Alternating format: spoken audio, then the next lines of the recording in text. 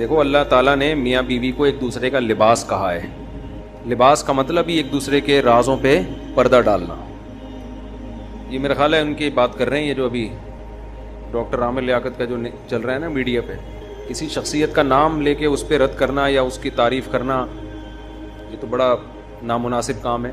نہ انسان رد کر سکتا ہے, نہ جنرلی ایک اصولی بات کر دیتا ہوں میں. جزاک اللہ. پچھلے جمعے میں نے روزہ رکھا تھا, ویسے ہی نفلی, تو بیان میں نا پاور ہی نہیں تھی, بیان ایسا بجھا سا ہوا تھا تو مجھے اندازہ ہو گیا کہ جمعے کو روزہ نہیں رکھنا چاہیے. ویسے بھی حدیث میں مجھے تو چھٹی کی وجہ سے نا, تو آج پراٹھے کھا کے بیٹھا تھا نا, آج بڑا ٹائٹ بیان ہوا ہے, جب چیخ بھی رہا تھا, زور بھی لگا رہا تھا. تو روزے سے نا آدمی بالکل بجھا ہو جاتا ہے. یہ جو میرا خیال ہے عامر لیاقت صاحب کی بات کر رہے ہیں نا, میرا خیال کا یقین ہے انہی کی بات ہو رہی ہے. دیکھو یہ مسئلہ یہ ہے کہ میں کسی کی شخصیت پہ بات نہیں کرتا, نہ ڈاکٹر عامر لیاقت پہ, نہ اس کی جو طلاق یافتہ یا خلا یافتہ خاتون ہے اس پہ میں تبصرہ نہیں کر رہا کوئی. میں اصولی بات, کیونکہ ایک ویڈیو تو پھیل گئی ہیں, میں جنرلی ایک بات کر رہا ہوں, اصولی بات, اس پہ رکھ کے ہر آدمی کو پرکھا کریں آپ. نہ مرد کو اس کی اجازت ہے کہ اپنی بیوی کی بند کمرے کی تصویروں کو وائرل کرے, یہ بھی بیہودہ حرکت ہے. آپ کی بیوی ہے, آپ گھر میں رہیں, اس کے ساتھ پیار محبت کی باتیں کریں, بند کمرے میں جو مرضی کرنا ہے کریں. آج کل ہمارے یہاں جو لبرل پنا پھیل رہا ہے نا بہت تیزی کے ساتھ, اپنی بیگم کی, یہ بہت زیادہ پھیل گیا ہے. یہ صرف کسی ایک شخص کی بات نہیں ہے. شادی کرتے ہی دلہن کی تصویریں فیس بک پہ ڈالتے ہیں لڑکے, شو مارنے کے لیے اپنے دوستوں کے سامنے کہ میری وائف دیکھو کیسی ہے. یہ اس کو براڈ مائنڈڈ لوگ سمجھا جاتا ہے کہ ماشاءاللہ اتنا براڈ مائنڈ ہے یار, بھابھی دکھا رہا ہے, یعنی کیونکہ یعنی اس کو ہم پر اطمینان ہے کہ ہماری سوچ بھی غلط نہیں ہے, ہم بہت اچھے ہیں. ٹھیک ہے, میں نہیں کہہ رہا کہ سارے دنیا میں ٹھرکی ہوتے ہیں. آپ جب اپنی دلہن کی تصویریں فیس بک پہ ڈالیں گے, اس کے ساتھ گلے مل رہے ہیں آپ, آپس میں محبت کی باتیں ہو رہی ہیں, ہینڈ شیک کر رہے ہیں, یہ سب دنیا میں جائیں گی تصویریں, تو سارے کو غلط سوچ رکھیں گے. میں یہ الزام نہیں لگا رہا. عورت چھپانے کی چیز ہے, وہ دکھانے کی چیز نہیں ہے. دکھانے میں عورت کا نقصان ہے. اب جس کی بیوی خوبصورت ہے اس نے فیس بک پہ ڈال دی, سب ماشاءاللہ ویل ڈن, بھابھی بہت پیاری لگ رہی ہیں, کتنی اچھی جوڑی ہے.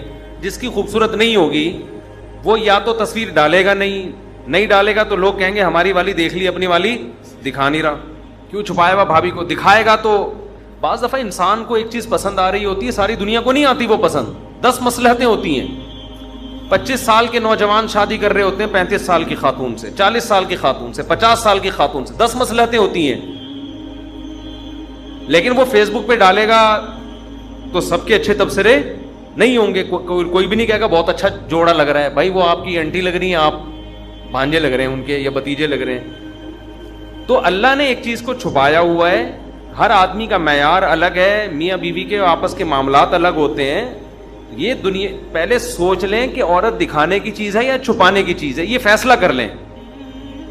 اللہ کہتا ہے چھپانے کی چیز ہے. دیکھو قرآن میں کیا آتا ہے, المال والبنون زینت الحیات الدنیا, مال اور بیٹے دنیا کی زینت ہیں. بیٹیوں کو زینت نہیں کہا, دنیا کی زینت ایکسپوز کرنے کی چیز ہے. مال ہوتا ہے آدمی با کپڑے گاڑی ایکسپوز ہوتا ہے نا, نمایاں.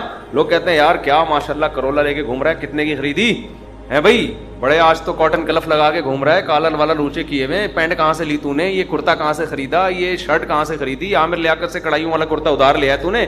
لوگ تبصرے کر رہے ہوتے ہیں, اچھا لگ رہا ہے. اسی طرح بیٹے ہوتے ہیں آدمی کے, باہر لے کے گھومتے ہیں, بیٹے نظر آتے ہیں. یعقوب علیہ السلام کے بیٹے مصر میں داخل ہوئے, یعقوب علیہ السلام نے کہا نظر نہ لگ جائے, ایک دروازے سے نہیں جانا, ٹھیک ہے نا. اتنے لمبے چوڑے تڑنگے اونچے قداور بیٹے. بیٹیاں دنیا کی زینت نہیں ہے, وہ گھر کی زینت ہے.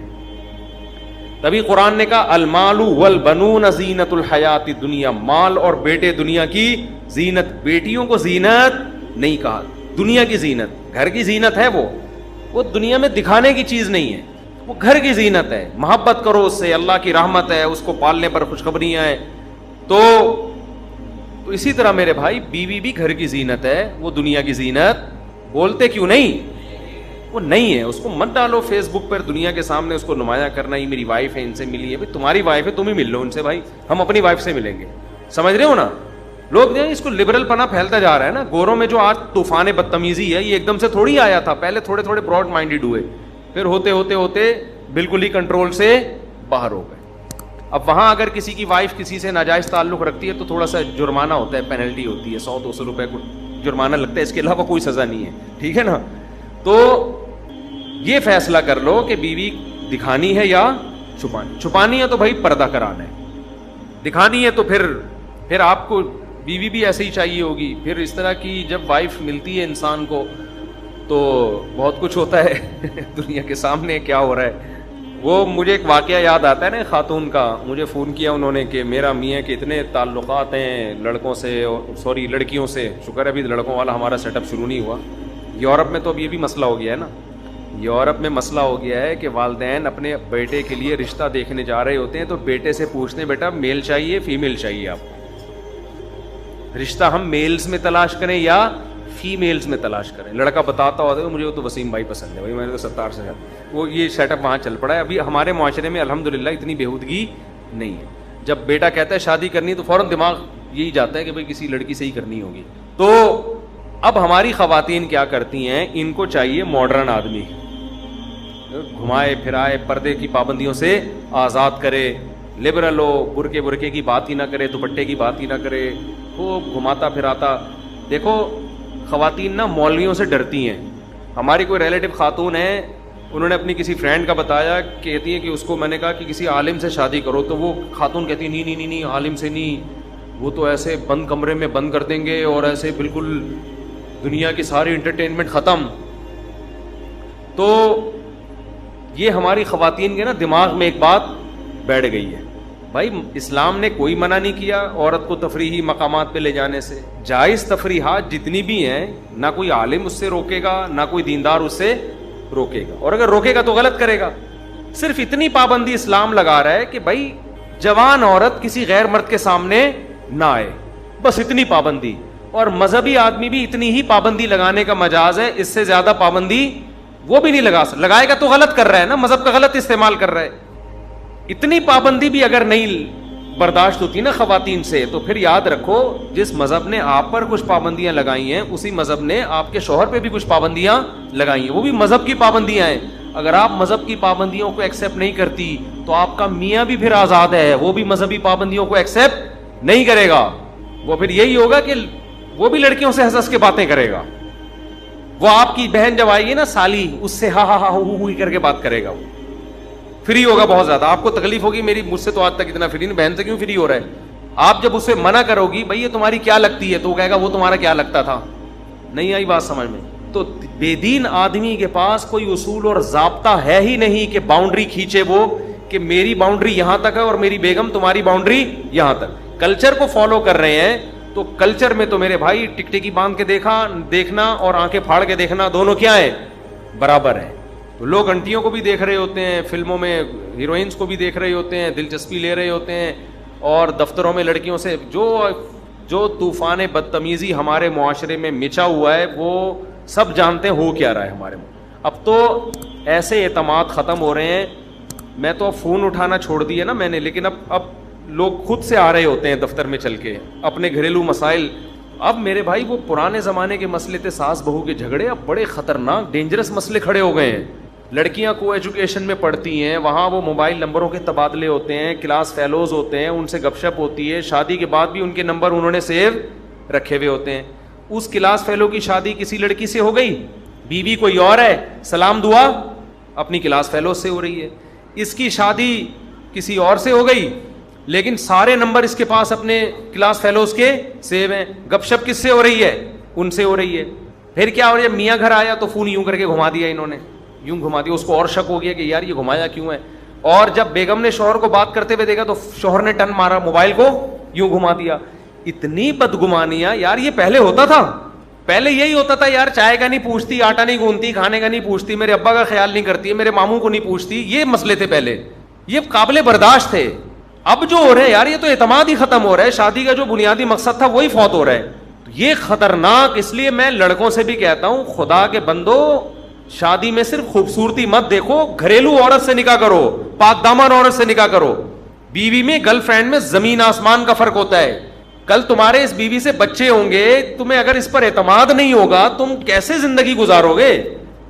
اور عورت کو اگر شوہر پہ اعتماد ہی نہیں ہے, وہ ٹھرکی ہے ایک نمبر کا, وہ دفتروں میں لڑکیوں سے الگ باتیں کر رہا ہے. یہی تو مسئلے چلے ہیں نا ان کے, جو آج یہ جو ویڈیو وائرل ہو رہی ہیں, ایک دوسرے پہ اعتماد ہی نہیں ہے. یہ جو بھی محترم کا قصہ سامنے آیا, انہوں نے پرچی دی ہے جن کے بارے میں مجھے, تو کیا ہے, ایک دوسرے پر اعتماد ختم ہو گیا ہے. تو یہ اعتماد ہی میاں بیوی کی آخری وہ ہوتی ہے. یہ بھی ختم ہو جائے تو اب یہ صرف تکلف کا رشتہ قائم رہتا ہے, اس کے علاوہ اب کوئی رشتہ قائم نہیں رہتا. تو اس لیے آپ سے ہم گزارش کرتے ہیں, اپنے حال پہ ترس کھاؤ. جب نکاح کرنا ہو گھریلو لڑکی تلاش کرو, وفادار لڑکی, باپ کے گھر سے نکل کے کہاں آئے, آپ کے گھر میں آئے. اور خواتین سے بھی گزارش کر رہا ہوں, ماننا ہے مانو, نہیں تو جاؤ تمہاری جو مرضی کرو. ابھی تمہاری سمجھ میں باتیں نہیں آ رہی, تمہیں ماڈرن لڑکا چاہیے, تمہیں ایسا چاہیے انگلش, تمہیں سینما گھروں میں فلمیں دکھائے لے جا کے, اور جناب دوستوں سے ملائے تمہیں. تو جب وہ تمہیں اپنے دوستوں سے ملا رہا ہے, تمہاری سہیلیوں سے بھی وہ ملے گا. اور اگر مل رہا ہے تو پھر بھی نیک ہے, تمہارے سامنے مل رہا ہے, چھپ چھپ کے پتہ نہیں کتنوں سے مل رہا ہوگا. بدگمان نہیں کر رہا میں خواتین کو اپنے میاؤں سے, لیکن یہ تو ہوگا. وہ کہہ کے چلے گئے دنیا سے, انہوں نے آخری بات یہی کہی تھی, اور اس کے بعد دنیا سے چلے گئے. اس لیے تاکہ اس بات کو لوگ کیا کر لیں, نوٹ کر لیں, یہ تو ہوگا. تو عزت دار آدمی, قرآن کے الفاظ دیکھو نا, الخبیثات للخبیثین والخبیثون للخبیثات والطیبات للطیبین والطیبون للطیبات. کتنی پیاری آیت ہے.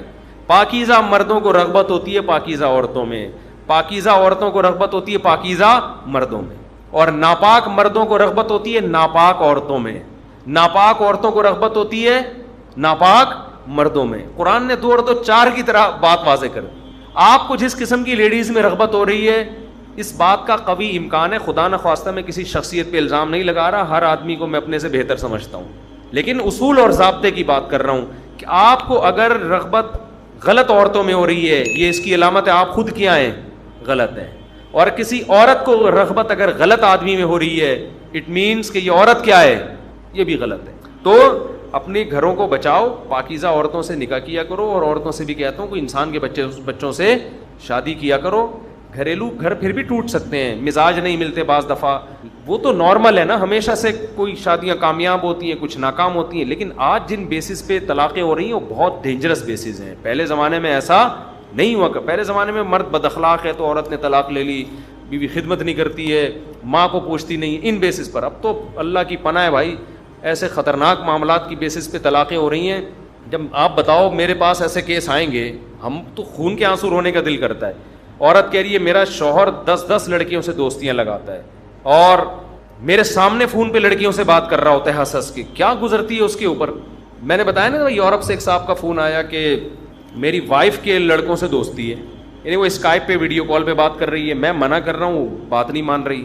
تو میں نے کہا یار جب تم منع کر رہے ہو کہ فلاں سے بات نہ کرو, یہ تو پھر بہت بڑا جرم ہے, تو پھر میرا خیال ہے اس کو ڈیورس دے دو.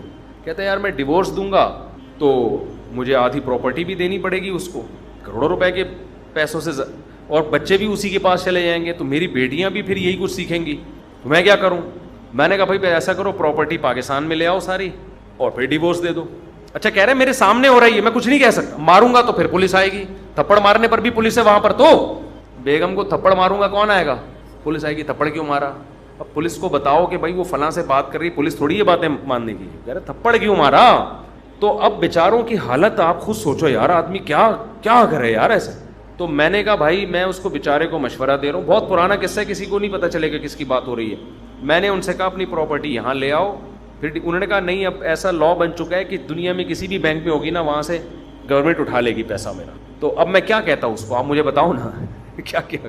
مجھے یہی آیا خیال کہ ضرب الحبیبی زبیب, محبوب کی مار کشمش کی طرح ہوتی ہے. اس کو تو میں نے کچھ نہیں کہا, وہ تو قابل طرز تھا, لیکن میں آپ سے کہہ رہا ہوں کہ شادی کرنے سے پہلے اب سوچو کہ کہاں کر رہے ہو. سمجھتے ہو, شادی کرنے سے پہلے سوچو کہ کہاں کر رہے ہو. اب وہ پرانا والا زمانہ نہیں ہے, بہت زمانہ ایڈوانس ہو گیا, اور مزید چند سالوں میں اتنا ایڈوانس ہو جائے گا کہ آپ کی سوچ سے آگے.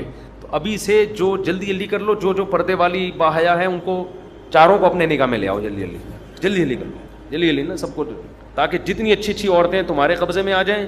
اور خواتین سے بھی کہتا ہوں جتنے اچھے مرد ہیں ابھی سے بک کرا لو, بعد میں یہ مرد کیا ہو جائیں گے, شارٹ ہو جائیں گے. سب کی 4 ہو چکی ہوں گی, تمہیں پھر ڈھنگ کا آدمی نہیں ملے گا. مرد مارکیٹ سے شارٹ ہیں, تو جلدی جلدی خواتین کو بھی چاہیے جو جو اچھے اچھے آدمی لگ رہے ہیں, جو ٹک ٹکی آنکھ مٹکے نہیں کرتے, لڑکیوں سے چھیڑ چھاڑ نہیں کرتے, شریف خاندان کے, کما رہے ہیں, گھر میں ذمہ داریاں پوری کر رہے ہیں, انکوائری کرو, جہاں ملے فوراً کیا کرو, بولو بھائی شادی کرو, خود ہی آفر کر دو, کوئی مسئلہ نہیں ہے, کوئی بری بات نہیں ہے. تو جتنے اچھے اچھے لوگ ہیں اور اچھی اچھی عورتیں جلدی سے نمٹ جائیں, پھر جو جنہوں نے برائی کی طرف جانا ہے وہ جائیں, دفعہ ہو, ہمیں کیا کرنے اس. تو ایک پوائنٹ کی بات تو یہ, ہمیں ان واقعات سے عبرت حاصل کرنی چاہیے کہ حیادار پردے دار خواتین سے شادی کرنی چاہیے. دوسری بات یہ ہے میاں بیوی کے معاملات میں, یہ جو ڈاکٹر عامر لیاقت کی بات آئی گئی ہے تو میں کر دیتا ہوں, چاہے کوئی بھی ہو, دیکھو ان میں کسی کو بھی سچا نہ قرار دیا کرو جب بھی کوئی الزام لگا رہا ہو. ہمارے یہاں یہ ہوتا ہے طلاق کے بعد یا میاں بیوی میں جب اختلاف ہوتے ہیں, شوہر بیوی پہ جو مرضی الزام لگا دے لوگ مان لیتے ہیں, عورت شوہر پہ جو مرضی الزام لگا دے لوگ مان لیتے ہیں. یہ غلط ہے, آپ کے پاس کوئی دلیل نہیں ہے کسی کے صحیح یا غلط ہونے کی. ایک عورت نے الزام لگایا میرا میاں یوں ہے تو میرا میاں یوں ہے, آپ کو ہمیں نہیں پتا تیرا میاں کیسا ہے, ہم تیرے کہنے سے نہیں مانیں گے. تیرا مرد کہہ رہا ہے میں نے اس کو اس لیے طلاق دی, یہ تو ایسی تھی, یہ تو ویسی تھی, ہمیں کیا, ہم نے کوئی, ہمارے پاس کوئی گواہ نہیں ہے بھائی. کیونکہ جب کسی کا اختلاف ہوتا ہے ہمارے معاشرے میں اصول یہ ہے کہ میاں بیوی دونوں اپنی عزت بچانے کے لیے دوسرے کو جتنا گندا کر سکتے ہیں کرنے کی کوشش کرتے ہیں. کیونکہ ہم لوگ ہندو معاشرے میں رہے ہیں, عربوں میں جب طلاق ہوتی ہے نا, آپ ابھی بھی سعودی عرب جا کے تحقیق کر سکتے ہیں, عربوں میں جب ڈیورس ہوتی ہے تو کیوں دی, وہ کہے گا میرا مسئلہ ہے بھائی, ہماری بن نہیں رہی تھی میں نے طلاق دے دی. عورت سے کہا جائے کہ تم نے شوہر سے طلاق کیوں لی, وہ کہے گی بھی میری بن نہیں رہی تھی. اس سے زیادہ وہ آگے نہیں جاتے. لوگ بھی کہتے ہیں ٹھیک ہے بھائی آپ آپس میں میوچل انڈرسٹینڈنگ سے ملے تھے, اگر الگ ہو گئے تو کوئی اتنا بڑا مسئلہ نہیں ہے, آپ کا گھریلو مسئلہ ہے. لڑکی کی بھی فوراً شادی ہو جاتی ہے طلاق کے بعد, مرد کو بھی فوراً رشتہ, بولو نا کیا ہو گیا, مل جاتا ہے. لہذا انہوں ایک دوسرے کو ذلیل کرنے کی, کیچڑ اچھالنے کی چندہ ضرورت نہیں ہوتی, عربوں میں نہیں ہوتی. کتنے واقعات ہیں, ہمارے اپنے ریلیٹو رہتے ہیں سعودی عرب میں, بتاتے ہیں یار وہ ڈیورس ہوئی, ہماری پھپھو نے بتایا ایک خاتون, عرب خاتون کو طلاق ہوئی, میں ان کے پاس گئی, میں نے کہا بھائی تمہیں سنا ہے طلاق ہو گئی, تو کیا ہوا, کہہ رہے کچھ نہیں, بس وہ ہمارا آپس کا معاملہ تھا, وہ دے دی ڈیورس, میں عدت کے بعد کہیں اور کر لوں گی, اتنا بڑا ٹینشن کی بات نہیں ہے. ہمارے ہاں تو کیوں دی, تو نے کیوں دی اپنی بیوی کو, لوگ اس کا خون چوس لیتے ہیں. اس کو لگتا ہے کہ میں معاشرے میں مجھ سے زیادہ گندا اور غلیظ انسان دنیا میں کوئی نہیں ہے, لہذا وہ اپنی عزت ہر آدمی کی نیچر ہے اپنی عزت بچاتا ہے, لہذا پھر وہ بیوی میں عیب نکالے گا, بھائی یہ تو ایسی عورت, توبہ, ایسی چڑیل کائنات میں اس سے زیادہ غلیظ عورت پیدا ہوئی نہیں ہے, اتنا گندا کرے گا نا اس کو, آدمی کہے گا کم بخت پہلے کیوں نہیں دی, اتنی لیٹ کیوں دی ہے تو نے, اور طلاق کیوں دی, چاقو کیوں نہیں مار دیا. عورت سے آپ پوچھیں گے, اس کو پتا ہے مجھ پہ طلاق کا دھبا لگ گیا, اب اگر میں نے کہا بھائی ہمارا مسئلہ تھا, بس نہیں رہ سکتے تھے ہم, اللہ کی حدود پہ قائم نہیں رہ سکتے تھے, علیحدگی ہو گئی, میں کہیں اور کروں گی, نا نا نا نا, تم صحیح نہیں ہو تبھی تو تمہارے شوہر نے تمہیں چھوڑ دیا, تمہارے اندر کوئی فالٹ ہوگا, ورنہ کس کو ہوتی ہے طلاق. اتنا اس کو رسوا کرتے ہیں اس بیچاری عورت کو, اس کی مجبوری ہے کہ اپنے شوہر پہ الزامات لگائے, سمجھتے ہو, یہ اس کی مجبوری ہے, کیونکہ اس کو اپنی, انسان کو اپنی عزت پہلے پیاری ہوتی ہے. وہ کہتے ہیں پہلے اپنا دفاع کرو, اور عورت تو ہمارے معاشرے میں ویسے ہی مجبور ہے, اس کو پتا ہے اگر میں نے شوہر پہ الزامات نہیں لگائے تو میری دوبارہ شادی نہیں ہوگی. لوگ کہیں گے جب اتنا اچھا تھا تو طلاق کیوں دی اس نے تمہیں, اس کا مطلب تمہارے اندر برائی ہے. تو اس لیے اس کے ذمہ اب یہ لازم ہے کہ اپنے شوہر کو وہ گندا کرے, یہ ایسا تھا, وہ جتنے الزامات لگا سکتی ہے وہ لگاتی ہے. اور مزید سونے پہ سہاگا یہ کہ اگر یہ عدالت کے ذریعے طلاق ہو رہی ہے تو پھر وکیل سمجھاتے ہیں عورت کو, وکیل سمجھاتے ہیں دیکھو تمہارا شوہر پہ جو ہے نا, کیونکہ کیس مضبوط کرنا ہے نا خلا کا, تو 2 نمبر آدمی ہے, تمہیں اس سے جان کا خوف ہے, یہ لکھ دوں, وہ خود بتا رہا ہوتا ہے کہ تمہیں قتل بھی کر سکتا تھا, ہاں لکھ دو بھی قتل بھی کر سکتا ہے.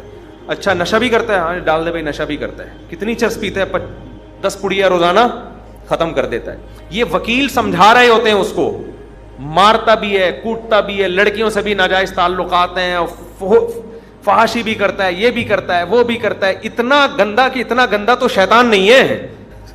ایک صاحب میرے سامنے کسی کی برائی کر رہے تھے, میاں بیوی میں طلاق ہوئی نا, وہ لڑکی والوں کی طرف سے تھے, تو وہ اپنے داماد کی برائی کر رہے تھے کہ ایسا ہے ویسا ہے, جو بہت زیادہ ہو گئی نا. میں نے کہا یار اتنا گندا میرا خیال ہے اس کائنات میں کوئی بھی نہیں ہوگا, تو فرعون سے بھی آپ نے آگے بڑھا دیا. میں نے کہا اتنے گندے جو ہے نا اتفاق سے بھی نہیں پیدا ہو سکتے, سمجھ رہے ہیں نا, یعنی اتنا گندا آدمی آرڈر پہ بنوایا تو شاید جا سکتا ہے, کہ باقاعدہ آپ اس میں گند بھر بھر کے ایسی چیز ڈیزائن کرو, کسی کمپنی کو آرڈر دو, خود بخود جو پیدا ہو رہے ہیں نا نیچرل طریقے سے, وہ گندے ہوتے ہیں, وہ بہت برے بھی ہوتے ہیں, اتنے برے نہیں ہوتے, کوئی 2-4 تو خوبیاں ہوں گی نا اس کے اندر. تو یہ مارکیٹ میں کیا ہو رہا ہے, چل رہا ہے. تو وکیل پھر اس کو بتاتا ہے کہ یہ بھی الزام ڈال دو, مارتا بھی ہے, سگریٹ سے جلاتا بھی ہے, نشہ بھی کرتا ہے, لڑکیوں سے بھی تعلقات ہیں. اب کیا ہوتا ہے کہ ہماری قوم کے پاس چونکہ فالتو ٹائم کے علاوہ کچھ بھی نہیں ہے, الحمدللہ ہماری قوم کی سب سے بڑی خوبی یہ کہ ہم دنیا کے فارغ ترین لوگ ہیں. جب ہمارے سامنے میاں بیوی کے ایسے کیسز آتے ہیں, ہم کہتے ہیں لڑکی نے شوہر پہ یہ الزام لگائے, آنکھ بند کر کے مان لیتے ہیں. ہم کہتے ہیں ابے یہ تو ایسا ہے, ابے یہ تو ایسا, ابے اس کی بیوی نے تو خود بتایا کہ یہ کر رہا تھا, اس کی بیوی نے بتا دیا, تو آپ کے پاس کیا دلیل ہے کہ وہ صحیح بتایا ہے کہ غلط بتایا؟ نہیں بھائی, وہ تو روتے ہوئے بتایا اس نے. تو رونے پر گورنمنٹ کی طرف سے کوئی پابندی ہے؟ کوئی بھی کسی ٹائم پر ہو سکتا ہے. اسی طرح عورت پہ الزامات لگائیں گے, بھائی تمہیں کہاں سے پتا چلا یہ عورت ایسی ہے, اس کے میاں نے مجھے خود بتایا ہے. ابے تجھے کس نے کہہ دیا کہ اس کا میاں سچ بول رہا ہے؟ اس کا تو اختلاف ہے, وہ تو جتنا جھوٹ بولے گا وہ کم ہے اس کے لیے, اس کو اپنی عزت بچانی ہے. آپ بتاؤ یہ ممکن ہے کہ میاں بیوی میں طلاق ہوئی اور دونوں سیلیبریٹی ہوں اور دونوں کو ٹی وی پہ لا کے بٹھایا گیا, پہلے ان سے انٹرویو لیا, آپ نے کیوں طلاق دی؟ کہہ رہے ہیں یار بہت اچھی تھی, بہت نیک تہجد گزار تھی, اتنی نیک تھی کہ میں افورڈ نہیں کر پا رہا تھا. وہ یہ کہے گا؟ بولو نا. یہ ٹی وی چینل کی غلطی ہے کہ جب ڈیورس ہو گئی ہے آپ دونوں سے پوچھ کیوں رہے ہو کہ غلطی کس کی ہے؟ آپ کا کیا مسئلہ ہے بھائی؟ یہ اب بولو بھائی, ہو گئی. دنیا میں بہت سے لوگوں کی شادیاں کامیاب ہوتی ہیں, بہت سو کی ناکام, ختم قصہ, کہانی ختم. پھر عورت سے پوچھا جا رہا ہے, ایک کوئی مشہور سیلیبریٹی خاتون تھیں, انہوں نے مجھ سے آ کے براہ راست ملی, مجھ سے چند سال پہلے کی بات ہے. انہوں نے کہا کہ ہم لوگوں کے لیے شادی کرنا زیادہ مشکل ہو گیا مفتی صاحب. میں نے کہا کیوں؟ اس نے کہا ہماری شادی ہو جائے نا, اگر ناکام ہو جائے تو ہماری ایسی کی تیسی. اس نے کہا اس کا یہ نقصان ہو رہا ہے کہ یہ جو ایکٹر لوگ ہوتے ہیں نا, اب یہ شادی سے دور بھاگ رہے ہیں کہ یار فرینڈ شپ رکھو, شادی نہ کرو. فرینڈ شپ ٹوٹتی ہے, کوئی پوچھنے والا نہیں ہے, سمجھتے ہیں نا. لیکن شادی ناکام ہوتی ہے تو اتنے الزامات لگتے ہیں کہ یہ فاحشہ ہوگی, اس لیے اس کے شوہر نے طلاق دی ہے. تھی تو نا اداکارہ ہی تھی نا, اداکارہ تو پھر ایسے ہی ہوتی, اس طرح کے الزامات. اور پھر شوہر پہ بھی الزامات. تو اب یہ ٹرینڈ چلنے لگا ہے کہ یار یہ شادی وادی کے بکھیڑوں میں پڑنے کی ضرورت نہیں ہے. تو ہر وہ کام جو آپ کو نکاح سے روکے, شریعت اس کو اپریشیٹ کرے گی؟ بولو نا. دیکھو میں ایک مثال دے کے بات ختم کیا. طلاق کو مشکل بنا دیا. انہوں نے کہا جب بیوی کو طلاق دو گے تو آدھی جائیداد دینی پڑے گی. اس کا نقصان کیا ہوا؟ مردوں نے شادیاں کرنا چھوڑ دی. انہوں نے کہا یار ہم اگر نہیں بنی ہماری تو یہ تو بیوی تو ہمیں کھا جائے گی. پھر انہوں نے کیا کیا؟ انہوں نے کہا یار یہ عورت تو ہمیں کھا جائے گی نا بھائی, اگر ہمارے مطلب کی نہیں نکلی, یہ ہمیں ستانا شروع کیا, ہمیں ٹارچر کرنا شروع کیا, ہم تو ڈیورس بھی نہیں دے سکتے, دیں گے تو آدھی جائیداد کھا جائے گی, تو گرل فرینڈ ہی ٹھیک ہے, اس سے زیادہ فری کرانے کی ضرورت نہیں ہے. تو طلاق کو مشکل بنانے کا نقصان کیا ہوا؟ شادیاں مارکیٹ سے شارٹ. تو اگر ہم بھی طلاق کو مشکل بنائیں گے کہ طلاق دینے والے کے ذمے ہے کہ وہ پبلک کو بتائے کہ میں نے کیوں دی, اور طلاق لینے والی عورت کے ذمے ہے کہ وہ یہ بتائے کہ میں نے کیوں لی, اس کا نقصان کیا ہوگا کہ لوگ شادیاں کرنا چھوڑ دیں گے. تو قرآن کے الفاظ کیسے معجزانہ الفاظ ہیں, کتنا خوبصورت کلام ہے. اللہ فرماتے ہیں الطلاق مرتان فامساکم بمعروف او تسریح باحسان. کیا خوبصورت کلام ہے. اللہ فرماتے ہیں 2 طلاقوں کے بعد رجوع کر سکتے ہو, نہیں رجوع کرنا تو 2 آپشن ہے, محبت سے رکھو یا تمیز سے جدا کر دو. کیسے پیارا کلام ہے یا نہیں ہے. امساکم بمعروف, امساک کہتے ہیں روک لو, بیوی کو رکھ لو اچھے طریقے سے, الزامات نہیں لگانے, اس کا نان نفقہ اٹھانا ہے محبت سے. اگر یہ پاسبل نہیں ہے, تمہیں اندازہ ہوتا ہے یار ہماری نہیں بن رہی, تسریحم باحسان, چھوڑ دینا ہے اچھے طریقے سے, الزامات لگا کے نہیں چھوڑنا ہے, یہ الو کی پٹھی, یہ ایسی, یہ ویسی, یہ ایسی, یہ تو یہ نہیں کرنا ہے. تسریحم باحسان, احسان کیا کہتے ہیں؟ کسی چیز کو عمدگی میں آخری درجے تک پہنچانا, یعنی اچھے بھی نہیں بہت اچھے طریقے سے چھوڑنا ہے کہ ذرا بھی اس کے سائیڈ ایفیکٹ نہ عورت پہ آئے نہ معاشرے پہ آئے. عورت پہ سائیڈ ایفیکٹ کیسے ہوتے ہیں؟ قرآن نے بیان کیا, مہر پورا دینا ہے, جو کچھ اس کو تحفے تحائف دے چکے ہو واپس نہیں لینا ہے. لا تعضلوہن ان ینکحن ازواجہن, ایسا کوئی کام نہیں کرنا کہ دوبارہ رشتوں میں رکاوٹ بنے اس کے. کوئی تم سے آگے پوچھے کیوں چھوڑا, بولو بھائی ہماری نہیں بن رہی تھی, بعض دفعہ یہ ہوتا ہے نا, طلاق یافتہ خاتون سے مرد شادی کرنا چاہتا ہے, پرانے والے سے رابطہ کرتا ہے, آپ نے کیوں طلاق دی, پرانا والا اتنا گندا کر دیتا ہے اس کو کہ اب اس بیچاری کی شادی نہیں ہوتی. پرانے والے کے ذمہ بولے بھائی ہماری نہیں بن رہی تھی, ہو سکتا ہے آپ کے ساتھ اچھی زندگی گزار لے وہ, میں سمجھا پا رہا ہوں اپنی بات کہ نہیں کھوپڑی میں آ رہی ہے. تو اس کو آسان بناؤ, امساکم بمعروف, تمیز سے رہو, تسریحم باحسان. نہیں رہ سکتے تمیز سے جدا ہو جاؤ, ایک دم نہیں ہو جاؤ کہیں آپ نے جا کے تمیز سے فوراً جدا ہو گئے. آپ لوگ جا کے تمیز سے جدا ہونے کا مطلب دونوں خاندان بیٹھیں, ان میں صلح کی کوشش کریں. جب صلح کی تمام کوششیں ناکام ہو جائیں, کسی طرح نہیں بن رہی ہو, محبت سے جیسے آٹے میں سے بال نکالا جاتا ہے ایسے تمیز سے کیا ہو جاؤ میرے بھائی الگ. لوگ کہتے ہیں بچوں کا کیا ہوگا, بچوں کا وہی ہوگا جو صحابہ کے دور میں ہوا کرتا تھا. صحابہ کے دور میں بھی طلاقیں ہوتی تھیں, بچے میاں بیوی مل کے پالتے تھے. سمجھتے ہو نا, بچے کیا ہوتے تھے, بول لو نا کیا جا رہا ہے یار.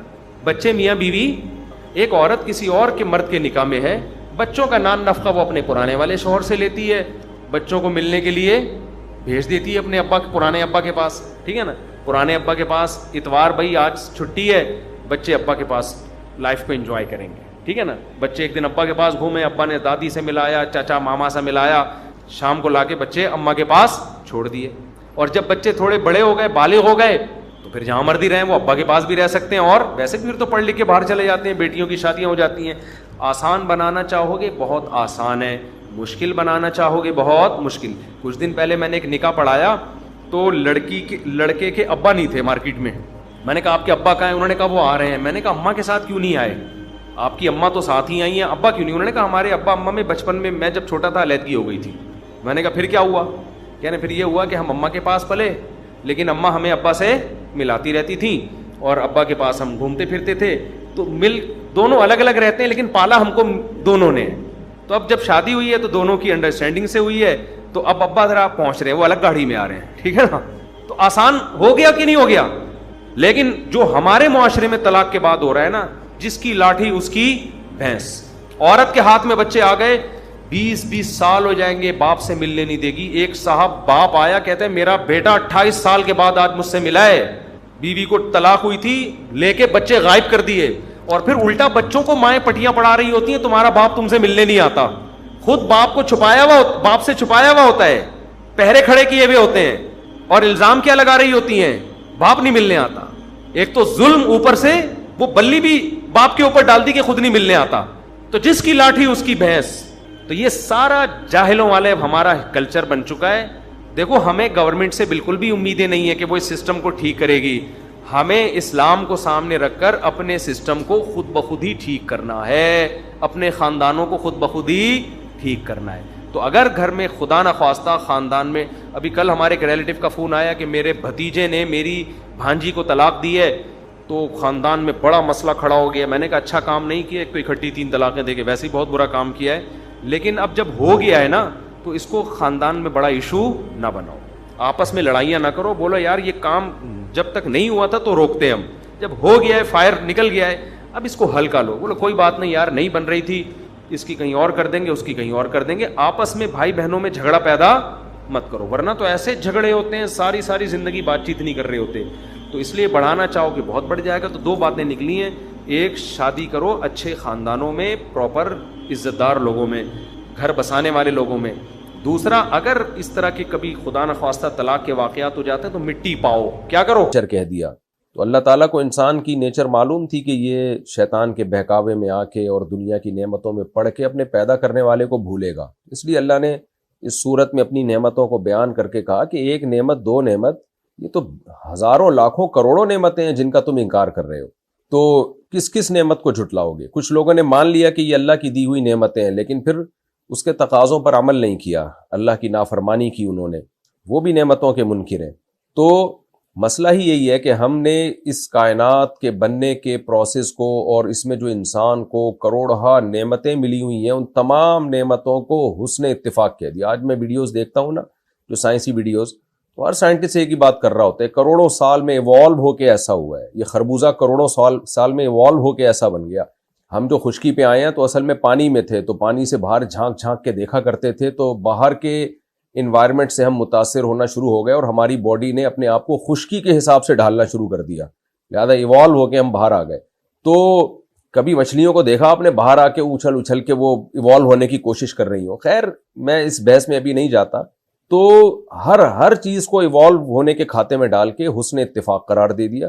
یہ عجیب بات ہے بھائی، یہ اتنا حسین اتفاق کبھی بھی اتفاق سے ہو نہیں سکتا. تو اس لیے اللہ تعالیٰ اپنی نعمتوں کو بیان کرتے ہیں. تم نے بولنا کیسے سیکھ لیا؟ تم کھنکھناتی مٹی سے پیدا کیسے ہو گئے؟ پہلی مرتبہ تو کوئی سیل تو پیدا ہوا ہوگا نا. اگر آپ آدم علیہ السلام کے مٹی سے پیدا ہونے کو نہیں مانتے تو کوئی چیز تو مٹی سے اور پانی سے پیدا ہوئی ہوگی نا پہلی مرتبہ. وہ کیسے پیدا ہو گئی؟ تو بیسیوں نہیں کروڑوں اعتراضات ہوتے ہیں اس خدا کے انکار پر اور خدا کی نعمتوں کے انکار پر. اس لیے اللہ نے اس صورت میں تو بار بار ایک لفظ کو دہرایا ہے کہ بھئی اس نعمت کو نہیں، اس نعمت کو نہیں، کس کو جھٹلاؤ گے. اور شروع صورت کی اللہ کے اس نام سے جو اللہ کو سب سے زیادہ محبوب ہے، الرحمن. کیونکہ کافر جب خدا کا انکار کرتا ہے، ایتھیسٹ جب خدا کا انکار کرتا ہے تو اصل میں وہ اللہ کی رحمتوں کا انکار کر رہا ہوتا ہے، نعمتوں کا انکار کر رہا ہوتا ہے. تو اللہ نے کہا کہ اللہ کو اللہ کے نام رحمان سے پہچانو کہ اس نے اتنی نعمتیں دی ہیں کہ صرف اس کا وجود ثابت نہیں ہوتا، اس کا رحمان ہونا بھی ثابت ہوتا ہے ان نعمتوں سے. اس لیے اللہ نے اس سورت کو شروع کیا الرحمن. رحمان جو ہے علم القرآن، اس نے قرآن سکھایا. سب سے پہلی نعمت اللہ نے قرآن ذکر کی، یعنی تخلیق انسان سے بھی پہلے. حالانکہ انسان تو پہلے پیدا ہوا ہے اور پھر اللہ نے انسان کو قرآن سکھایا، لیکن اللہ نے خلق الانسان کا تذکرہ بعد میں کیا، علم القرآن کا پہلے کیا. اس لیے کہ اگر اللہ انسان کو قرآن نہ سکھاتے تو شاید آج میں بھی ایتھیسٹ کی طرح ملحد ہوتا اور یہی باتیں کر رہا ہوتا کہ ہم سب خود بخود بنے. تو اس لیے اللہ کا انسانوں پر جو احسان ہے نا، وہ وحی کی تعلیمات ہیں کہ وحی کے ذریعے اس نے پیغمبروں کے ذریعے بھیج کے انسان کو ہدایت دی ہے. اگر وحی نہ ہوتی تو انسانوں سے بڑا درندہ اس کائنات میں کوئی نہیں ہوتا، اس سے بڑا حیوان اس کائنات میں کوئی نہیں ہوتا. تو اس لیے اللہ تعالیٰ نے انسان پر جو روحانی انعام ہے نا، اس کا پہلے تذکرہ کیا، اور تخلیق کا، انسان کو پیدا کرنے کا بعد میں تذکرہ کیا کہ پیدا کرنا یہ اصل انعام نہیں ہے. پیدا کرنے کے بعد تمہیں ہدایت دینا، گائیڈنس تمہارے لیے مہیا کرنا وحی کے ذریعے، کیونکہ وحی کے نور کے بغیر انسانی عقل گمراہی ہے. اسی عقل نے ہومو سیکسولیٹی کو دنیا میں پروموٹ کیا، اسی عقل نے زنا کو لیگل کیا، اسی عقل نے شراب کو لیگل کیا، اسی عقل نے والدین کے اولڈ ہاؤس میں جمع کرانے کو لیگل کیا. تو خالی عقل سے آپ فیصلے کرنا شروع کر دیں تو ہو سکتا ہے کچھ وقت میں بہن سے شادی کو بھی یہ لوگ الاؤ کر دیں اور مقدس رشتوں کی بھی دھجیاں اڑا دیں یہ لوگ. تو اس لیے اللہ نے فرمایا کہ الرحمن، رحمان نے علم القرآن، قرآن سکھایا ہے. تو قرآن تو ہے، لیکن قرآن سے پہلے جو قومیں گزری ہیں تو ان کو تورات سکھائی، ان کو انجیل سکھائی، آدم علیہ السلام کی وحی اور ابراہیم علیہ السلام کے صحیفے سکھائے. لیکن چونکہ یہ قرآن اس امت پہ نازل ہو رہا ہے، اس لیے اللہ نے قرآن کا تذکرہ کیا. خلق الانسان، انسان کو پیدا کیا، یہ ایک مادی نعمت تھی. علمہ البیان، اور انسان کو بولنا سکھایا. دنیا میں کوئی مخلوق اس طرح سے اپنی بات کو ایکسپلین کر کے دوسرے تک نہیں پہنچاتی جیسے انسان پہنچا دیتا ہے. تو یہ بھی اللہ کی ایک نعمت ہے، اس کے اندر یہ صلاحیت رکھی ہے. جانور مخصوص آوازوں سے ایک مخصوص پیغام دیتے ہیں، اس کے علاوہ کچھ بھی نہیں. تو اللہ نے انسان کو قرآن سکھایا بھی اور بولنا بھی سکھایا اس کو، جس سے وہ اپنی بات دوسروں تک پہنچا دیتا ہے. الشمس والقمر بحسبان، انسان جب اپنے اندر جھانکتا ہے اسے اللہ کی نشانیاں نظر آتی ہیں، کیسے اسپیڈ کے ساتھ اپنی زبان کو گھما گھما کے وہ اپنی باتوں کو پرو رہا ہوتا ہے الفاظ کی لڑی میں، اور کیسے دوسرے کے کان تک پہنچا رہا ہوتا ہے، کیسے وہ شخص، سامنے والا شخص اس کی بات کو کیچ کر کے اس کی بات کا مطلب سمجھ رہا ہوتا ہے.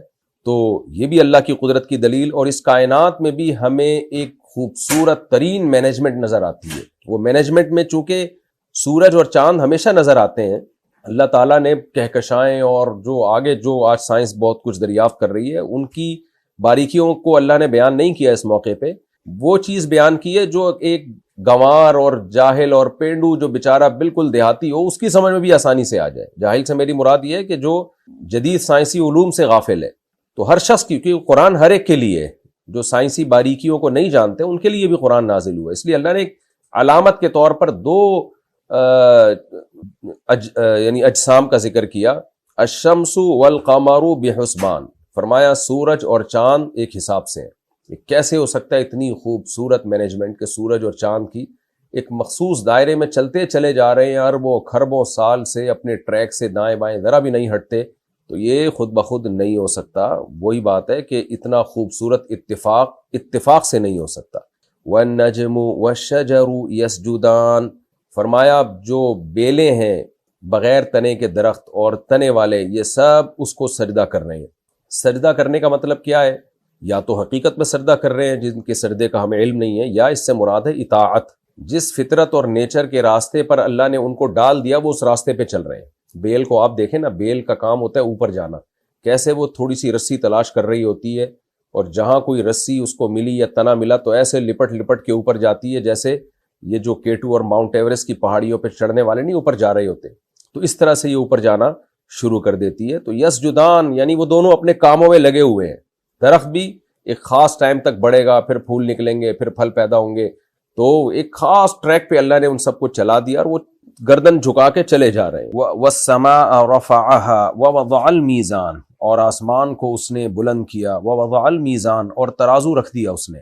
وضع کہتے ہیں کوئی بھی چیز رکھنا یا کسی بھی چیز کو ایجاد کرنا، جیسے ہم کہتے ہیں نا یہ واضع لغت نے یہ لفظ وضع کیا ہے، یعنی اہل لغت نے یہ لفظ ایجاد کیا ہے، تو ایجاد کے معنی میں بھی ہے، بہت سارے معنی میں۔ اس نے ترازو رکھ دیا یعنی پیدا کیا ترازو۔ ترازو سے یہاں مراد کوئی بھی چیز جو حق اور باطل کو ناپنے کا پیمانہ ہو، صحیح اور غلط کو ناپنے کا پیمانہ ہو، ہر طرح کے پیمانے کو، معیار کو میزان کہا جاتا ہے۔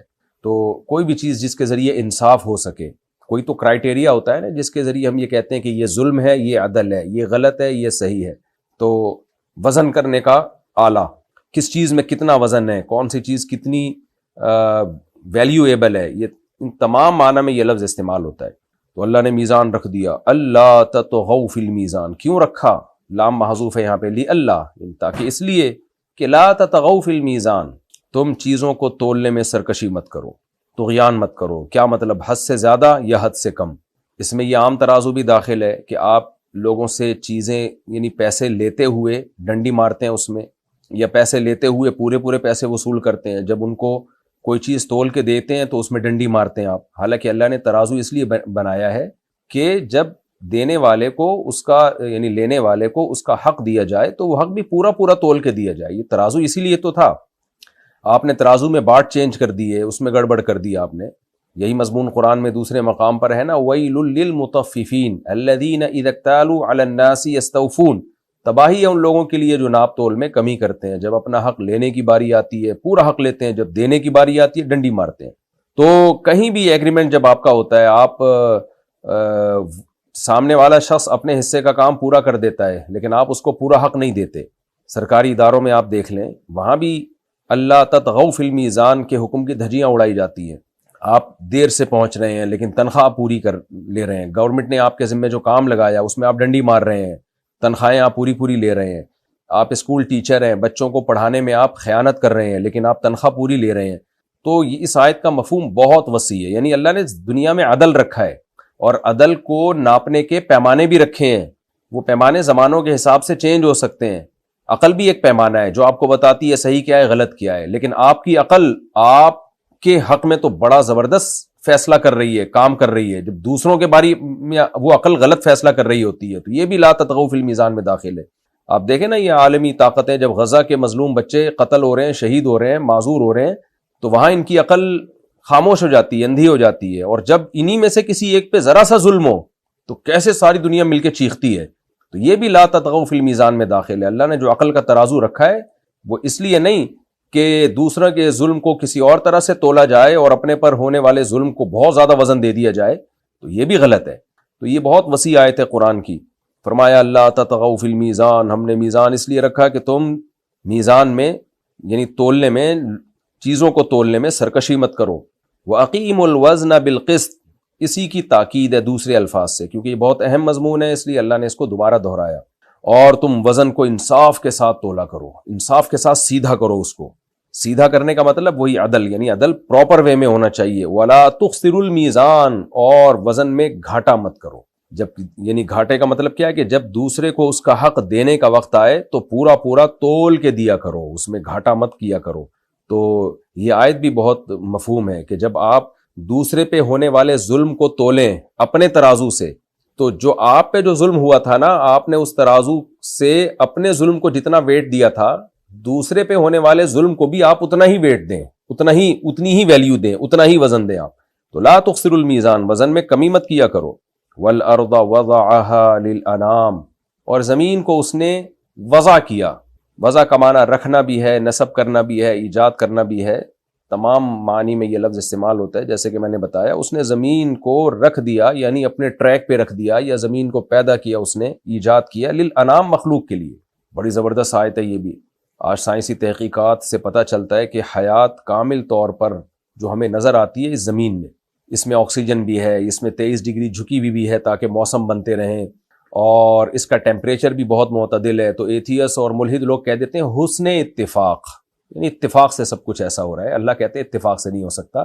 مخلوق کے لیے زمین کو ڈیزائن کیا گیا. کروڑوں اربوں خربوں کہکشائیں، ستارے، سیارے تھے، تو اللہ نے کہا ایک چھوٹا سا ذرہ ایسا بھی پیدا کروں جہاں حضرت انسان کو پیدا کروں، اور وہاں مخلوق کو پیدا کروں، زندگی کی بہاریں ہوں، درخت ہوں، انہار ہوں. قرآن اس کا منکر نہیں ہے کہ کسی دوسری جگہ پہ حیات نہیں ہو سکتی، لیکن خطاب چونکہ ہم سے ہو رہا ہے تو زمین کو تو اسپیشلی اس طرح سے ڈیزائن کیا گیا ہے. سورج سے اس کا فاصلہ کتنا ہونا چاہیے. چاند بھی بہت، یعنی چاند بھی زمین کی حیات کے لیے ضروری ہے. آپ ڈاکومنٹریز میں دیکھ سکتے ہیں اگر چاند نہ ہوتا تو بھی زمین کا نظام بہت حد تک تباہ و برباد ہو جاتا. تو اللہ نے فرمایا کہ والارض وضعها للانام، مخلوق کے لیے اس اللہ نے اس کو اس طرح سے بنایا ہے. وہی جملہ میں بار بار دہراتا ہوں. یہ جو ایتھیس لوگ کہہ دیتے ہیں حسن اتفاق ہے، تو بھائی اتفاق سے اتنا زبردست حسن نہیں ہوتا. کہتے ہیں کوئی باہر سے سیارہ آ کے ٹکرایا تھا تو زمین جھک گئی 23 ڈگری. ہو سکتا ہے ٹکرایا ہو، خود بخود نہیں ہوا. اللہ نے اس زمین پہ حیات کو پیدا کرنا تھا، تو زندگی کے لحاظ سے زمین کو سوٹیبل بنانا تھا، تو اس کے لیے 23 ڈگری جھکانا تھا. اس لیے کوئی سیارہ لا کے اللہ نے ٹکرایا اس سے کہ بھئی اس کو جھکا دو 23 ڈگری. اگر سیارہ ٹکرایا، مجھے نہیں پتہ، سائنسدان لوگ بولتے ہیں.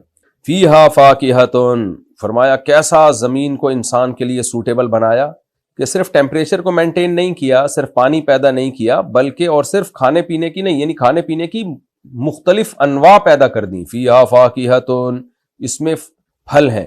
فاکہہ کہتے ہیں ما یتفکہ بہ، جو انسان لذت کے لیے کھاتا ہے عام طور پر، جیسے انار ہے، انگور ہے، سیب ہے. اور والنخل ذات الاکمام، اور کھجور کے درخت بھی ہیں چھلکوں والے، یعنی جن کے اوپر چھلکے ہوتے ہیں. والحب ذو العصف، اور دانے وہ چھلکوں والے، ہر دانے کے جیسے گندم کے اوپر بھی ایک چھلکا ہوتا ہے نا، ذو العصف پتوں والے کو بھی کہتے ہیں، یعنی جس کے پتے ہوں. تو پھر مراد ہوگا کہ وہ جو دانوں کے جو پودے ہوتے ہیں ان میں پتے بھی ہوتے ہیں، یا پھر دانوں کے اوپر جو چھلکا ہے وہ بھی مراد ہو سکتا ہے. بھوسا جسے کہتے ہیں ہم، عصف بھوسے کو کہتے ہیں، بھوسے کو بھی کہتے ہیں. تو کیونکہ یہ بھوسا بھی ہمارے لیے مفید ہے. آج تو سائنسدانوں نے یہ بات، ڈاکٹروں نے یہ بات ثابت کی ہے کہ فائبر کے ساتھ ان دانوں کو کھانا چاہیے، ورنہ یہ ہمارے جانوروں کے کام میں استعمال ہوتے ہیں. والحب ذو العصف والریحان، اور خوشبودار ترکاریاں، خوشبودار غذائیں. ریحان کا مطلب رزق بھی ہے، کوئی بھی کھانے کی چیز، اور خوشبو کے معنی میں بھی یہ لفظ استعمال ہوتا ہے. فَبِأَيِّ آلَاءِ رَبِّكُمَا تُكَذِّبَانِ، اے جنات اور انسانوں، تم اپنے رب کی کون کون سی نعمت کا انکار کرو گے؟ ہر چیز کے بارے میں کہہ دو گے کہ یہ خود بخود بنی ہے، یا مشرک بن کے کسی اور کے کھاتے میں ڈال دو گے. اعتراف کرو گے کہ ایک کریٹر ہے جس نے بنایا، لیکن جھکو گے بتوں کے سامنے، یہ ایسا کرو گے. فَبِأَيِّ آلَاءِ رَبِّكُمَا تُكَذِّبَانِ، اے جنات اور انسانوں، تم اپنے رب کی کون کون سی نعمتوں کو جھٹلاؤ گے.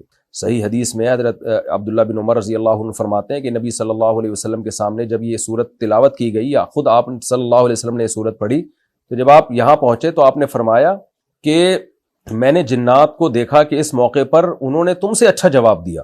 صحابہ نے پوچھا یا رسول اللہ جنات نے کیا جواب دیا؟ آپ صلی اللہ علیہ وسلم نے فرمایا جب جنات کے سامنے یہ آیت پڑھی گئی نا، فَبِأَيِّ آلَاءِ رَبِّكُمَا تُكَذِّبَانِ، سورہ رحمان کی جب ان کے سامنے تلاوت کی گئی کہ اے جنات اور انسانوں، تم اپنے رب کی کون کون سی نعمتوں کو جھٹلاؤ گے، تو آپ صلی اللہ علیہ وسلم فرمایا، جنات نے فوراً کہا لا بشیء من نعمت ربنا نکذب، اے اللہ ہم تیری نعمتوں میں سے کسی نعمت کا بھی انکار نہیں کرتے. تو انسان کو بھی چاہیے بزبان قال یا بزبان حال یہ الفاظ دہرائے، اور کافروں کی طرح مت ہو جائے کہ بس اس کائنات میں کی وسعتوں میں غور و فکر کرنا ہے. ٹھیک ہے کرنا ہے، وہ تو ضروری ہے، وہ تو قرآن کا حکم ہے، لیکن غور و فکر کر کے اپنے خالق تک بھی ہمیں پہنچنا ہے. تو فَبِأَيِّ آلَاءِ رَبِّكُمَا تُكَذِّبَانِ، ہم بھی جواب میں یہی کہتے ہیں لا بِشَيْءٍ مِّن نِعْمَةِ رَبِّنَا نُكَذِّب، اے اللہ ہم ملحدین اور ایتھیس لوگوں کی طرح نہیں ہیں، ہم تیری نعمتوں میں سے کسی نعمت کا بھی ہم انکار نہیں کرتے.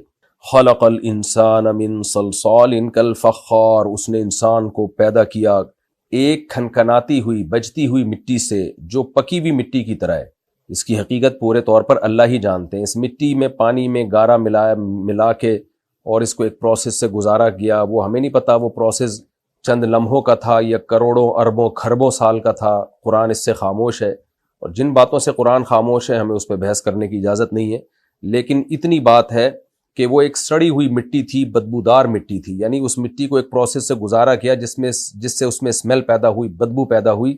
یہ قرآن اس کا بار بار تذکرہ اس لیے کرتا ہے کہ انسان کو یہ پتہ چلے کہ مادی لحاظ سے تمہاری کوئی حیثیت نہیں ہے، تم جس میٹیریل سے بنے ہو وہ کوئی ایسا نہیں کہ مشک و عنبر کو ٹیلوں سے تمہیں بنایا گیا ہو یا مشک و عنبر ملا کے سونے اور چاندی سے تمہیں بنایا گیا ہو، لہذا تمہاری فضیلت اللہ کی نظر میں مادی حیثیت سے نہیں ہے، وہ تو جانور بھی مٹی سے بنے ہیں۔ تمہاری حیثیت ہے تمہاری مینٹیلٹی کی بیس پہ، تمہاری روحانیت کی بیس پہ، اما شاکرن و اما کفورا۔ کون ہے جو اللہ کے حکام کے سامنے اپنی خواہشات کو قربان کر دیتا ہے، اور کون ہے جو خواہشات میں پڑھ کے جانوروں جیسی زندگی گزارتا ہے؟ تو انسان کو فضیلت اعمال کی بیس پہ ہے، اس کی باڈی کی بیس پہ نہیں ہے انسان کو فضیلت۔ وَخَلَقَ الْجَانَّ مِن مَارِجٍ مِّن نَار، اور فرمایا جنات کو اس نے بنایا آگ کے بھڑکتے ہوئے شعلے سے۔ کیسے بنایا اس کی حقیقت بھی اللہ جانتا ہے۔ آگ ظاہر ہے کہ انرجی ہے، تو انرجی سے اللہ نے چیزوں کو بنایا، فرشتوں کو لائٹ سے بنایا ہے، روشنی سے۔ اب یہ کہنا کہ بھئی سائنسدان تو اس بات کا اعتراف نہیں کرتے، تو سائنسدان نہ اعتراف کر سکتے ہیں نہ انکار کر سکتے ہیں، کیونکہ یہ چیز ایسی ہے کہ سائنسدانوں کے اوپر کی چیز ہے، یعنی یہاں تک سائنس پہنچی نہیں ہے، عین ممکن ہے پہنچ جائے مستقبل میں۔ تو خوب سمجھ لیں سائنس جب کسی چیز کا انکار کرتی ہے تو دو وجہ سے، یا تو اس بیس پہ کہ وہ سائنس کے حدود میں ایک چیز آ رہی ہوتی ہے اور وہ انکار کرتی ہے، تو یہ انکار معتبر ہوتا ہے، مانا جاتا ہے۔ ایک چیز ہوتی ہے کہ بھی سائنس کے ہم یہاں تک پہنچے ہی نہیں ہے، تو جب پہنچے ہی نہیں ہے تو اس میں کیسے انکار کیا جا سکتا ہے کہ ایک چیز آپ کے علم کے لیول سے باہر ہے۔ ہاں سائنسدان یہ دعویٰ کر دیں کہ اس کائنات میں جو کچھ ہے سب پر ہم مطلع ہو گئے ہیں، پھر ہم کہیں گے بھائی جب آپ کو سب پتہ ہے تو یہ کیوں نہیں پتا آپ کو؟ لیکن سائنس نے ظاہر ہے ایسا دعویٰ کیا نہیں، اور شاید قیامت تک کر بھی نہ سکے۔ انسان کی دماغ اور عقل علم بہرحال محدود ہے۔ فرمایا رب المشرقی فبأی آلاء ربکما تکذبان، اپنے رب کی کون کون سی نعمتوں کو جھٹلاؤ گے؟ یعنی مٹی سے انسان کو بنانا اور جنات کو بنانا اور تخلیق کے مراحل سے گزارنا انسان کو، اور پھر یہ زندگی کی نعمت دینا، یہ بہت بڑی اللہ کی نعمت ہے۔ یہ بھی حسن اتفاق نہیں ہے، خوب سمجھ لیں۔ رب المشرقین و رب المغربین، دو مشرقوں کا اور دو مغربوں کا مالک ہے۔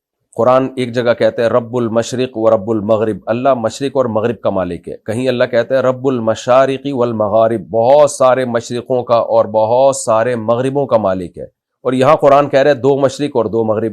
کس طرح سے تطبیق ہے بھائی؟ اگر سورج جہاں جہاں سے نکلتا ہے ان تمام کو ایک ہی سمت قرار دیا جائے، کیونکہ چار سمتیں ہیں نا، تو پھر ایک مشرق ہے اور ایک مغرب ہے۔ سورج جہاں سے نکلتا ہے وہ ایک مشرق ہے، اور جہاں غروب ہوتا ہے وہ ایک مغرب ہے، کیونکہ چار سمتیں ہیں۔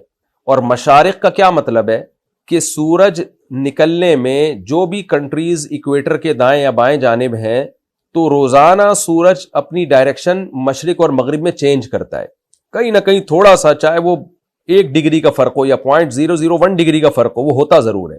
صرف ایکویٹر ایسا ہے جس کا ایک ہی مشرق اور ایک ہی مغرب ہے، جو ایکویٹر پہ جو کنٹریز ہیں جو بالکل ہی بیچ میں ہیں، ورنہ دنیا کے اکثر ممالک میں کیا ہوتا ہے کہ سورج روزانہ مشرق کو چینج کر رہا ہوتا ہے، روزانہ مغرب بھی چینج ہوتا ہے اس کا، یعنی غروب کی سمت کی ڈائریکشن بھی اور نکلنے کی ڈائریکشن بھی۔ تو اس لیے ان 365 مشرق ہوتے ہیں جو سال میں 365 دنوں میں، اور 365 مغرب ہوتے ہیں۔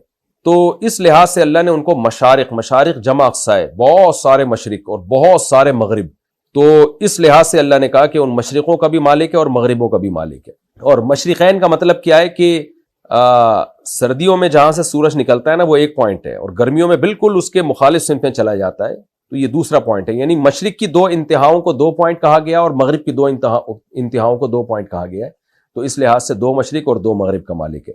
مالک کا مطلب یہاں بھی یہ اللہ کی قدرت ہے کہ کیسے انسان کی خدمت کے لیے اس نے سورج میں بھی موومنٹ پیدا کی ہے کہ ایک تو مشرق سے مغرب ڈوبنا بھی ہے اور روزانہ ڈائریکشن چینج کرنی ہے تاکہ موسم چینج ہو، اور موسموں کی وجہ سے جو زمین میں تغیرات ہوتے ہیں وہ تغیرات پیدا ہوں، تو یہ بھی اللہ کی بہت بڑی نعمت ہے۔ اس لیے آگے فرمایا فَبِأَيِّ آلَاءِ رَبِّكُمَا تُكَذِّبَانِ، پس تم دونوں یعنی اے جنات اور اے انسانوں اپنے رب کی کون کون سی نعمتوں کو جھٹلاؤ گے. مرج البحرین یلتقیان، اس نے دو پانیوں کو ملا دیا اس طور پر کہ دونوں کی ملاقات ہو رہی ہے. یہ اس سے مراد یہ بھی ہو سکتا ہے کہ جو دریا کا پانی سمندروں میں گرتا ہے تو وہ پوائنٹ جہاں دریا کا پانی سمندر میں گر رہا ہوتا ہے وہاں دو پانی آپس میں مل رہے ہوتے ہیں. یہ اللہ کی بہت بڑی نعمت ہے. دریا گھوم گھوم کر آتے ہیں سمندر میں، پھر سمندر دوبارہ بادل بن کے برستے ہیں. تو یہ پروسیس کروڑوں سال سے چلا آ رہا ہے جس سے انسان پوری دنیا میں سیرابی حاصل کر رہا ہے. تو کڑوے پانی کی بھی انسان کو ضرورت ہے. اگر یہ سمندروں کا پانی میٹھا ہوتا سڑ جاتا، اس کو اللہ نے کھارا رکھا اور دریاؤں کا میٹھے پانی کو اللہ نے چلا کے سمندر میں گرایا تاکہ پانی کا ایک سائیکل چلے اور لوگوں یعنی انسانوں کو پانی ملتا رہے. سائیکل ہوتا ہے نا، نائٹروجن سائیکل سائنسدان لوگ بولتے ہیں کہ اس طرح سے پورے سسٹم چل رہا ہے زمین میں، کوئی چیز ضائع نہیں ہو رہی، گھوم پھر کے پھر ہمارے پاس ہی آ جاتی ہے. تو یہ مطلب بھی ہو سکتا ہے دو پانیوں کو چلانے کا. اور ایک مطلب یہ بھی ہو سکتا ہے جیسے ہم ویڈیوز دیکھ رہے ہوتے ہیں یوٹیوب پہ کہ سمندر میں دو پانی ایسے چل رہے ہوتے ہیں، میٹھے اور کھارا پانی، اور بہت دور تک جا رہے ہوتے ہیں. تو بینہما برزخ لا یبغیان، دونوں کے درمیان ایک پردہ ہے جو چھپا ہوا پردہ ہے، اور وہ دونوں پانی آپس میں ٹکرا نہیں رہے ہوتے. یہ بھی اللہ کی ایک قدرت بھی ہے. یہ سائنسی اصول بھی تو اللہ ہی نے بنائے ہیں نا. ٹھیک ہے، اس کی کوئی سائنٹیفک لاجک ہے لیکن یہ لاجک کا پیدا کرنے والا تو اللہ ہی ہے. اور پھر اس کے فائدے بھی ہیں کہ میٹھے پانی کے الگ فائدے ہیں، کھارے پانی کے الگ فائدے ہیں. میٹھے پانی کی الگ مخلوق ہے، الگ چیزیں نکلتی ہیں، کھارے پانی کی الگ مخلوق ہے، اس سے الگ چیزیں نکلتی ہیں. اس لیے اللہ نے فرمایا بینہما برزخ لا یبغیان، دونوں کے درمیان ایک پردہ ہے اور دونوں اپنی لمٹ سے تجاوز نہیں کرتے. فبأی آلاء ربکما تکذبان، اپنے رب کی کون کون سی نعمتوں کو جھٹلاؤ گے. یخرج منہما اللؤلؤ والمرجان، دونوں پانیوں سے موتی اور مرجان نکلتے ہیں جو ہم زینت کے طور پہ استعمال کرتے ہیں. مرجان پتھر ہوتا ہے ایک بہت خوبصورت. تو یا تو دونوں کے مجموعے سے کچھ میٹھے سے نکلتے ہیں، کچھ کھارے سے، یا ہو سکتا ہے کہ ایک قسم کھارے پانی سے نکلتی ہو، دوسری قسم میٹھے پانی سے نکلتی ہو. دونوں اس کے مفہوم میں داخل ہیں اس آیت کے. تو یہ زینت کی جتنی بھی چیزیں ہیں، انسان کی زندگی کو اللہ نے انٹرٹین کیا ہے زینت کی چیزوں سے. اگر دنیا میں زینت نہ ہوتی، انسان بس ایک وہی جنگلوں میں جیسے جنگلی لوگ بیچارے گھوم رہے ہوتے ہیں نا درختوں کے پتے باندھ کے، ایسے ہی گھوم رہا ہوتا. تو اللہ کہتے ہیں کہ کیا کیا خوبصورت خوبصورت پتھر اور موتی ہیں جو ان سمندروں کی تہوں سے تم نکال کے زینت کے طور پہ استعمال کرتے ہو. فبأی آلاء ربکما تکذبان، اور صرف زینت نہیں، اس میں بزنس ہے، کروڑوں اربوں کا بزنس ہوتا ہے اس کا، اور لاکھوں لوگوں کی روٹی روزی اس سے وابستہ ہے جو ان پتھروں کا اور ہیرے جواہرات کا کاروبار کرتے ہیں. فبأی آلاء ربکما تکذبان، پس تم اپنے رب کی کون کون سی نعمتوں کو جھٹلاؤ گے. وَلَهُ الْجَوَارِ الْمُنْشَآتُ فِي الْبَحْرِ كَالْأَعْلَامِ، اللہ نے سمندر کا تذکرہ کیا تو سمندر کا ایک کام ٹریولنگ کو آسان کرنا اور بزنس کروانا بھی ہے. سمندر کی تہ پہ بڑے بڑے جہازوں کو جو پہاڑ جیسے ہوتے ہیں رکھ کے ہم منوں ٹنوں سامان جو ہے ایک جگہ سے دوسری جگہ آرام سے موو کر لیتے ہیں، اس کو ٹرانسفر کر لیتے ہیں. ہوائی جہاز کے ذریعے یہ کام بہت مشکل ہے، ایندھن بہت استعمال ہوگا. ٹرین کے ذریعے یا بسوں کے ذریعے بہت مشکل ہے، بہت زیادہ ایندھن استعمال ہوگا. لیکن پانی کیا کرتا ہے، وہ کم وسائل میں آپ کی تجارت کو آسان بنا دیتا ہے. آپ بحری جہازوں کو دیکھیں کتنا سامان لے کے آ رہے ہوتے ہیں، لے کے جا رہے ہوتے ہیں. یہ اگر ہوائی جہازوں میں شروع کر دیں یا ٹرینوں میں یا بسوں میں تو بہت مشکل ہو جائے گی. تو اس لیے اللہ نے فرمایا وَلَهُ الْجَوَارِ الْمُنْشَآتُ، اسی کے لیے ہیں یہ اونچے اونچے جہاز فی البحر، سمندروں میں، کل اعلام، پہاڑ جیسے. کیونکہ سمندر کی اس نے یہ صفت بنائی ہے جو ارشمیدس کا لا ہے نا، کہ وہ ایک خاص لا فزکس کا اللہ کا بنایا ہوا لا ہے جو پانی پہ اپلائی ہوتا ہے کہ اتنے بڑے بڑے اجرام جسم کی چیزیں پانی میں ڈوبتی نہیں ہیں، وہ ان کو اپنی پشت پہ اٹھاتا ہے. تو اللہ کہتے ہیں یہ اسی کے ہیں. کیا مطلب؟ یہ لوہا بھی اسی نے بنایا، انسان کو یہ عقل بھی اسی نے دی کہ لوہے کو کس طرح سمندری جہاز میں تبدیل کرنا ہے. اور پھر پانی کے اندر یہ فزکس کا جو اصول ہے کہ اتنے بڑے